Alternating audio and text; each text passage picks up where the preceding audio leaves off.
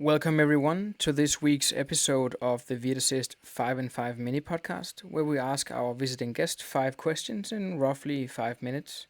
This week our expert guest is Nico Las Thành. Nico is a digital project manager, a freelancer who offers growth hacking and go-to-market services to small business owners, and an expert in how to use self-care to optimize life as a freelancer. Please remember to subscribe to this channel and otherwise, enjoy.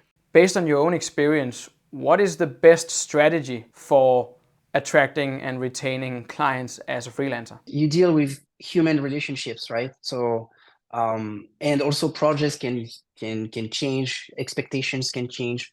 So it's all about managing expectations, being open and adapt to what the customer actually have in mind at the moment, but also being able to set the limit of the scope very clearly. The way I try to keep my customers and on the long term as long as possible is usually by cut down my services in a few layers. I have a CRM like every productivity specialist would recommend to have. I try to keep it very, very simple. My father could help me find a customer. My wife could also help me to find a customer. So I put everybody I know inside this CRM. I actually like to call it contact relationship management. And I put a next contact date inside this CRM with a reminder on that date. What have been some of the biggest challenges you've faced as a freelancer in Vietnam, and how have you overcome them? Well, I'm still a foreigner here, so even if I'm married, my biggest challenge is mainly to find a way to value myself, not by the hour, but for the work I can provide.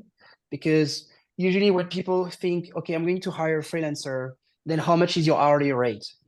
And me, I work on results. So I'm like, how much your results worth to you if I achieve it in X amount of time? And then suddenly the conversation shifts. Now I just turn it like that. And actually, maybe that's the answer to your question previously about how to sell a project. Focus on the value and focus on the results that you can bring. Based on your experience in digital project management, what are some essential tools that you need to have as a freelancer? The most important for me is to have a note-taking app, and that note-taking app to be quickly transformed into the to-finish list I was talking about.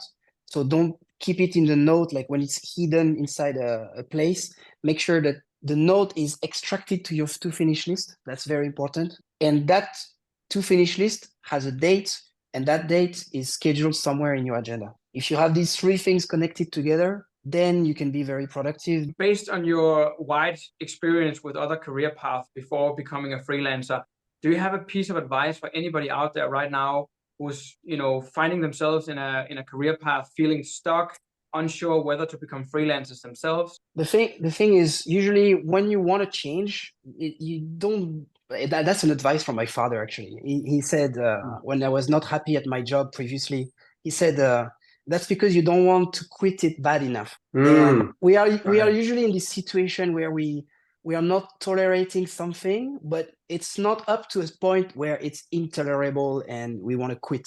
And now I don't live a life that is okay. I try to live a life that is fulfilling, right? That's the goal. So if that's the goal, then anything that goes that is not fulfilling me, sometimes we don't dare to give up on the things that make us unhappy or make us okay happy. So now there is no more unhappy or okay happy. There is only the what makes me really happy. When you moved into freelancing, what was the worst mistake you made in the beginning? And there's no way to know if you're going to make a mistake or not. The only way to know is to try. And if you don't try, you will not fail. If you don't fail, you will not learn. And if you don't try, you might not succeed, right? And that's an advice actually from Luan, who also was interviewed by you, who gave me this advice when I was jumping into freelancing. She was like, find a way to make it sustainable for you. Find a way to to break your own limiting belief, because you are your own limits. If you limit yourself, you will not do it. If you don't do it, you will regret it. So